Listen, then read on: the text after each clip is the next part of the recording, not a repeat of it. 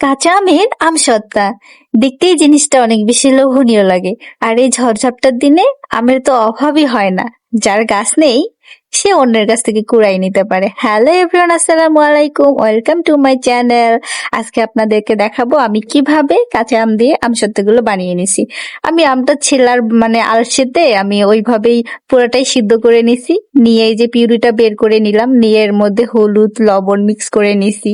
তারপর প্যানের মধ্যে একটু সরিষার তেল দিয়ে দিলাম, বেশি সরিষার তেল কিন্তু দেওয়া যাবে না। আর একটু রসুন কুচি, এগুলো ভেজে নিব ব্রাউন করে। এই তো ব্রাউন ব্রাউন হয়ে গেছে। তো আমি এবার পিউরিটা ঢেলে দিব। আর আপনারা অবশ্যই খেয়াল রাখবেন, সেটা হচ্ছে সরিষার তেল কিন্তু বেশি দেওয়া যাবে না। বেশি দিলে দেখা যাচ্ছে আমসত্ত্বটা নেড়ে দেওয়ার পরে ওটাতে তেল ছেড়ে দেয়। তারপরে এই তো আমি পরিমাণ মতো চিনি দিয়ে নিলাম। আপনারা আপনাদের স্বাদ মতো মিষ্টি দিয়ে নিবেন, আপনারা যতটুকু পছন্দ করেন। তারপর এভাবে অনবরত নাড়তে হবে, নাড়া কিন্তু বাদ দেওয়া যাবে না। এরপর আমি হচ্ছে কিছু গরম মশলা আর হচ্ছে চিলি ফ্লেক্স দিয়ে নিলাম, আর অনবরত নেড়েই যাচ্ছি। নাড়া বাদ দিলে কিন্তু তলাতে লেগে যাবে, তাই আমি নাড়া বাদ দিইনি। এই যে ঘনত্বটা ঠিক এইরকম হবে, তখন বোঝা যাবে যে এটা হয়ে গেছে। তো আমি প্যানটা এখন নামিয়ে নিব, চুলা অফ করে দিলাম। তারপর আমি প্লেটে আর ট্রেতে দিব, একটু তেল ব্রাশ করে নিলাম, হালকা একটু সরিষার তেল দিয়ে আমি এটা চতুর্পাশে ঘুরিয়ে নিলাম। এরপর আমি এটা ছেদ করে দিব। তো এটা কিন্তু খুবই ইজি, গরম ছিল তাই আমি স্প্যাচুলা দিয়ে ছেদ করে নিলাম। এখন আমি রোদে শুকাতে দিব। এটা 2 রোদ, যদি খুব বেশি রোদ থাকে চড়া 2 রোদে হয়ে যায়। এই দেখেন এটা কিন্তু সেট হয়ে গেছে। আমি এবার তুলে নিলাম।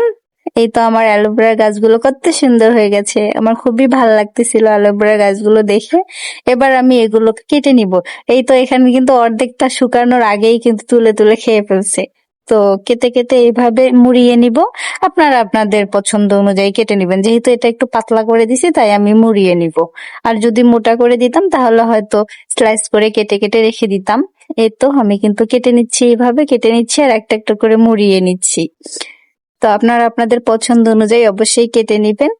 আমি কিন্তু খুবই অল্প সময়ে জাস্ট 2-3টা উপকরণ দিয়ে খুব সহজে এটা দেখিয়ে দিলাম। এটা যে কেউই পারবে, একটা 10 বছরের ছোট বাচ্চাও দেখলে পারবে। এটা দেখতে যেমন লোভনীয় ছিল, খেতেও কিন্তু সুস্বাদু হয়েছে। তো আপনারা কার কার ভালো লাগলো কমেন্ট করে জানাবেন। সবাই ভালো থাকবেন, সুস্থ থাকবেন, আর আমার চ্যানেলটাকে সাবস্ক্রাইব করবেন। টাটা, বাই বাই, আল্লাহ হাফেজ।